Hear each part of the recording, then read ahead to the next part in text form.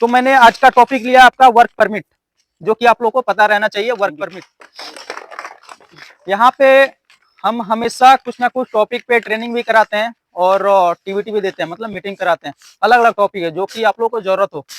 जैसे height work चल रहा था, हाइट वर्क के बारे में बहुत बार टीवीटी दिया, अलग अलग टॉपिक पे। हाइट वर्क में भी कैसे काम करना है, कैसे नीचे अगर कोई मटेरियल ले जा रहे हैं ऊपर तो कैसे करने का है, या फिर हार्ड वर्क कर रहे हैं तो उससे भी रिलेटेड मैंने हर एक टॉपिक पे धीरे धीरे करके लगभग 70-80% टॉपिक मैंने क्लियर कर दिया है, जो कि कुछ ना कुछ आप लोग के अंदर भी उसमें से कुछ ना कुछ सीखने को मिलेगा, कुछ नहीं सीखने को मिलेगा। तो डिपार्टमेंट में आप काम कर रहे हैं तो उससे सीख जा रहे हैं कि हम लोग को कैसे काम करने का है, ठीक है। और अभी तक मैंने जब से आया क्या, तब से अभी रिया कंडक्शन है यहाँ पे, तब से अभी तक तो अभी एक्सीडेंट तक भी नहीं हुआ है ना, नहीं हुआ ना अभी तक, मेरे आने के बाद तो अभी नहीं हुआ है। इसके लिए बहुत बहुत धन्यवाद आप लोग का, जो कि आप लोग इतने अच्छे से और सेफ्टी के साथ काम किए कि 0 एक्सीडेंट अभी तक हुआ। आगे भरसक कोशिश करेंगे कि आगे भी ऐसा कुछ ना हो, ठीक है। ये कब करेंगे, जब हम लोग आपस में मिलजुल कर रहेंगे, काम करेंगे, एक दूसरे से पूछेंगे, तब ये कर सकते हैं। नहीं तो आपके अंदर ज्यादा कॉन्फिडेंस, आप किसी और को ना बताएं मैं खुद कर लूंगा, या कम है मैं किसी से पूछूंगा नहीं, ऐसे ईगो रहेगा अपने अंदर तो नहीं हो पाएगा। इसके लिए हम सबको क्या करना है, एक साथ रह के काम करने का है, ठीक है। जो भी कंफ्यूजन अपने सीनियर पर्सन हो या जूनियर ही है, मेरे को नहीं आता है उसको पता है, तो मैं उसने पूछने में कोई मेरे को शर्म नहीं है, मैं पूछूंगा उससे, ठीक है। तो मैंने आज का टॉपिक लिया आपका वर्क परमिट, जो कि आप लोग को पता रहना चाहिए। वर्क परमिट, क्योंकि आप काम करने जा रहे हो ना, आपको लग रहा है बस मैं काम कर रहा हूँ, लेकिन जब तक इस पे साइन नहीं होगा ना, तब तक स्टार्ट शुरू से लेके मतलब मॉर्निंग से लेके शाम तक छोड़े ना, 1 घंटे का काम नहीं होने देगा इस पे जब तक साइन नहीं होगा, ठीक है। तो सबसे पहले हम बताते हैं वर्क परमिट होता क्या है, ठीक है। वर्क परमिट एक लिखित डॉक्यूमेंट होती है, जो कि ये सामने आपका, ठीक है, लिखित डॉक्यूमेंट होते हैं, जिसपे क्या होती है, परमिशन लिया जाता है। उस एरिया के ईश्वर हो, इंचार्ज हो, हेड हो या फिर सुपरवाइजर हो, उन सबका इस पे परमिशन लिया जाता है कि क्या सर मैंने इस एरिया में क्या मैं काम कर सकते हैं कि नहीं कर सकते हैं। इसलिए हमारा वर्क परमिट ये बनाया जाता है। उसमें आप वर्क परमिट देखोगे ना ध्यान से, तो हर एक पॉइंट दिया जाएगा, हर एक पॉइंट इसमें लिखा रहेगा आपको कैसे, अगर हाइट वर्क का परमिट बना रहे हो ना, तो हर एक पॉइंट दिया जाएगा, इसमें लिखा रहेगा क्या इस हाइट वर्क में इतना पॉइंट्स हैं, क्या उसने आपको फॉलो किया है कि नहीं किया है। अगर कर रहे हैं तो हाँ करेंगे, नहीं कर रहे हैं तो नहीं करेंगे, जिसका जरूरत नहीं है नॉट अप्लीकेबल, मतलब जरूरत ही नहीं है मेरे को, ऐसा करेंगे। ये सब इसमें पॉइंट दिया होता है।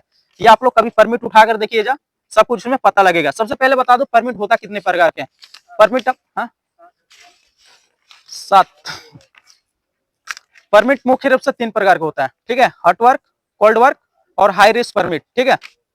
हॉट वर्क में भी अलग अलग टॉपिक पे अलग जैसे जैसे काम होता है, परमिट अपना चेंज होता रहता है, ठीक है। जैसे ग्राइंडिंग हो गया, वेल्डिंग हो गया, कटिंग हो गया, इसके हिसाब से परमिट चेंज होता है हमारा। कोल्ड वर्क में क्या होगा, अपना एक्सकवेशन हो गया, मतलब खुदाई की काम चल रहा है, इसका फोल्डिंग का काम चल रहा है, पेंटिंग का काम चल रहा है, जिसमें हमको क्या आग लगने की खतरा नहीं है, वो पूरा क्या होगा हमारा कोल्ड वर्क में आएगा, मतलब ठंडा परमिट, उसमें कुछ हमारा आग लगने का खतरा ही नहीं है। और मैंने तीसरा क्या बताया, हाई रिस्क परमिट।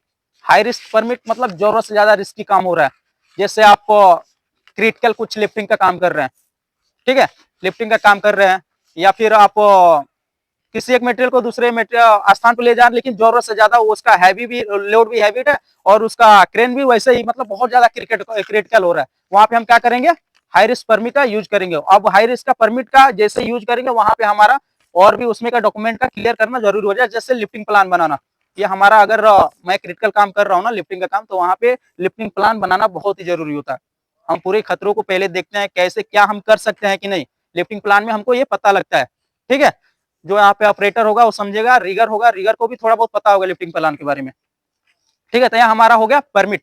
उसके बाद मैंने परमिट एक लिया है, work permit for work at height, मतलब हाइट का मैंने परमिट लिया है। इसमें आप लोग देख सकते हैं, या अभी परमिट आप कभी हमेशा रहता है वहां पे, परमिट आप उठा के पहले चेक करना। आप कहीं भी काम कर रहे हो ना, कहीं भी साइट पे, तो पहले एक बार वहां से आप पूछो कि सर परमिट है कि नहीं यहाँ का। बिना सुपरवाइजर के परमिशन से, बिना उस एरिया का इंचार्ज हो उसके परमिशन से आपको काम नहीं करने का है, ठीक है। जब तक हमारा परमिट साइन नहीं होगा तब तक आप लोग को कोई भी काम नहीं करने का है, नहीं तो बाद में कुछ प्रॉब्लम होगा तो क्या होगा, आप डायरेक्ट आप फंसोगे ना। इसलिए आप फंसो ना, मैं फंसो ना, इसलिए हमने क्या करना, परमिट पे साइन करवा लेता है कि सर मैंने एरिया का इसका मैंने निरीक्षण किया, इंस्पेक्शन किया, आप भी निरीक्षण कर लिए, इंस्पेक्शन कर लिए, उसके हिसाब से मैंने इस पे साइन करवाया है, मतलब उसके नजर अंदर, मतलब नजरों में हमारा काम चल रहा है, ठीक है, इसलिए हमने परमिट बनाते हैं। परमिट में हर एक यहाँ पे देखोगे सीरियल नंबर, डेट भी डाला जाता है, मेंशन किया जाता है, लोकेशन, किस लोकेशन पर आप काम कर रहे हो उसका भी डेट इसमें मेंशन किया जाता है, डिपार्टमेंट कौन सा, मैकेनिकल है, ठीक है, सिविल है या इलेक्ट्रिकल है, ये सब का सब इसमें क्या हुआ, मेंशन होगा। ठीक है, उसके बाद डेट वाइज, उसके बाद हर एक पॉइंट इसमें आपको मेंशन किया जाएगा। यहाँ पे फर्स्ट मैं एक पॉइंट बता रहा हूँ, क्या वहां पे ये हाइट वर्क का परमिट है। ठीक है, चढ़ने उतरने के लिए क्या रास्ता सही है कि नहीं, जैसे इसका फोल्डिंग आप यूज कर रहे हो, आने जाने के लिए ऊपर एसएस होना जरूरी होता है, चढ़ना उतरना तो एसएस चाहिए ना, वहां पे क्या आप रास्ता सही है कि नहीं, क्लियर है कि नहीं, अगर है तो है, अगर नहीं है फिर भी उसको क्लियर करेंगे, इसमें नो नहीं डालने का है, क्योंकि हाइट वर्क पे चढ़ने के लिए हमको चढ़ने उतरने के लिए रास्ता बहुत ही जरूरी होता है। ठीक है, ये हमको क्लियर करने का है। क्या फुल बॉडी हार्नेस जो बंदा काम कर रहा है वो लगाया है कि नहीं, इसमें भी है तो है, नहीं है तो फिर भी करवाएंगे उसको, ये नहीं कि छोड़ देंगे, नॉट एप्लीकेबल नहीं, जो हमको जरूरत नहीं है उसको नॉट एप्लीकेबल लाएंगे। जैसे हम इसको फोल्डिंग का यूज नहीं कर रहे हैं, इसका फोल्डिंग का इसमें पॉइंट दे दिया कि क्या आप इसका फोल्डिंग का यूज कर रहे हो, मतलब हमको जरूरत ही नहीं, नॉट एप्लीकेबल। अगर कर रहे हैं तो यस करेंगे। ठीक है, ऐसे बहुत सारा, क्या फुल पीपीई में आदमी वहां पे काम कर रहा है कि नहीं, ये भी है इसमें। क्या वहां पे जितनी हजार्ड होने वाला है, कितना खतरा होने वाला है, क्या वर्करों को पता है कि ये हजार्ड हो सकता है, इसको हमको कैसे बचने का है। ठीक है, इसमें आप परमिट उठाओगे ना, हर एक पॉइंट आपको समझने में आएगा। ये टोटल जेएसए को फॉलो करके ये क्या होता है, परमिट बनाया जाता है। आप काम करोगे ना, उससे पहले जेएसए को बना के यहाँ पे क्लियरेंस लेके वहां को हम लोग रखते हैं कि उसके हिसाब से हम लोग काम करवा देते हैं। उसमें का कुछ पॉइंट परमिट में भी देता है, क्या उसको फॉलो कर रहे हैं कि नहीं कर रहे हैं, उसके हिसाब से आप फॉलो, जेएसए के हिसाब से आप काम करोगे ना, तो आपका एक भी एक्सीडेंट नहीं होगा अगर उसके हिसाब से चलोगे तो। इसलिए पहले हम प्रिपेयर करके क्या करते हैं, उससे सिग्नेचर, मतलब ऑथराइजर जो भी होगा उसको सिग्नेचर लेके हम लोग क्या करते हैं, उसको सबमिट करते हैं कि सर मैंने इस हिसाब से, मेरे को शुरू से लेकर लास्ट जब तक प्रोजेक्ट रहेगा तब तक इस हिसाब से हम लोग को काम करने का है। ठीक है, उसके बाद यहाँ पे हर एक, क्या हेलमेट यूज कर रहा है कि नहीं, सेफ्टी बेल्ट यूज करना है कि नहीं, और ग्लव्स यूज कर रहा है कि नहीं, अप्रेन यूज कर रहा है कि नहीं, सेफ्टी बेल्ट यूज कर रहा है कि नहीं, इसमें कर रहा है तो हाँ, अगर नहीं कर रहा फिर भी उसको करवाएंगे, क्योंकि इसमें पॉइंट डाल दिया है, मतलब आपको करने का ही है। ठीक है, उसके बाद नीचे आप आएंगे तो यहाँ पे साइन का तीन ऑप्शन दे रहा है, सुपरवाइजर का, उस एरिया के इंचार्ज का, ठीक है, और सो कंपनी का हेड का, अगर क्रिटिकल ज्यादा काम हो रहा है ना, तो कंपनी का जो प्रोजेक्ट का हेड होता है उसका भी साइन लेना बहुत जरूरी होता है। ठीक है, और उसके बाद बैक साइड आएंगे तो आपका टाइमिंग भी देता है। कोई भी परमिट मैं बताना भूल गया, परमिट कोई भी वैलिड होती है 8 घंटे के लिए।